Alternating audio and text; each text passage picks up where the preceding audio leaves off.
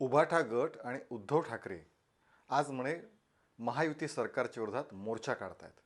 त्यांनी मोर्चा काढावाच, पण त्याचबरोबर जनतेच्या मनात असलेल्या काही प्रश्नांना आज उद्धव ठाकरेंनी उत्तर दिली पाहिजेत.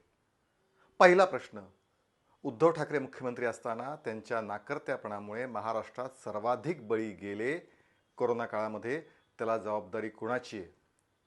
याच कोरोना काळामध्ये अनेक घोटाळे झाले, मग ते खिचडी घोटाळा असो किंवा अक्षरशः जे मृत झाले त्यांच्यासाठी बॅग मागवल्या गेल्या, त्यात सुद्धा घोटाळे झाले. त्याला जबाबदार कोण? खिचडी घोटाळा असेल, बाकी अनेक घोटाळे असतील, शेतकऱ्यांना मदत मिळाली नाही, असे असंख्य प्रश्न त्या काळात होते. आपण मंत्रालयाची पायरीसुद्धा आपल्या 2.5 वर्षाच्या कार्यकाळात किती वेळा चढलात आणि नियमित मंत्रालयात का गेला नाहीत, याची उत्तरंसुद्धा उद्धव ठाकरे यांनी आज मोर्चाच्या जाताना आधी जनतेला दिली पाहिजेत आणि मग मोर्चाचं नेतृत्व त्यांनी केलं पाहिजे.